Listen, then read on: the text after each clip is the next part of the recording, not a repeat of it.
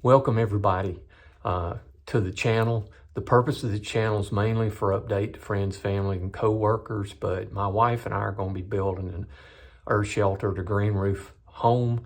It should be highly energy efficient. It's going to be our retirement home, fully ADA compliant, universal design compliant.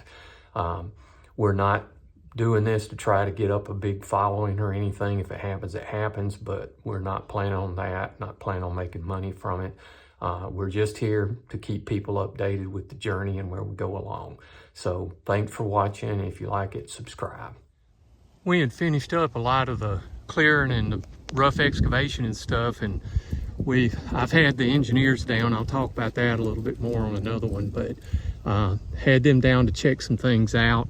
Had a soft spot and some wet area down there, but one of the things I've been wanting to do is when we get the house built, I was going to put in a sort of a mini orchard up here on this top piece that you can see up here right now.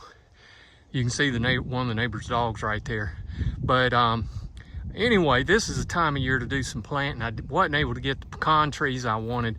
You might be able to see down through here, but and I'll try to zoom maybe a little bit, see if you can see some of them a little bit better as we go down here.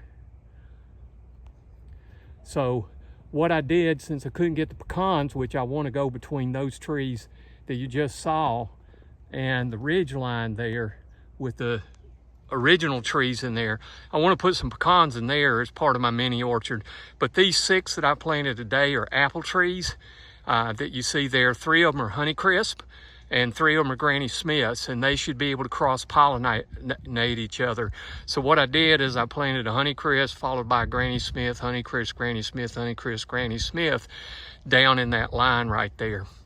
So there's the beginning of my mini orchard that I've slipped in and started while we're waiting to, we had waited on some engineering input and before we get started on final grade and concrete and stuff for the slab and the foundation.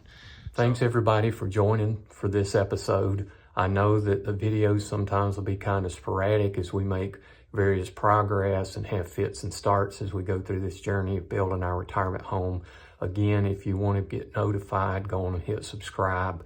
But again, we just appreciate you jumping on here and the interest that we have in the journey we're taking on building our retirement home. Thanks again.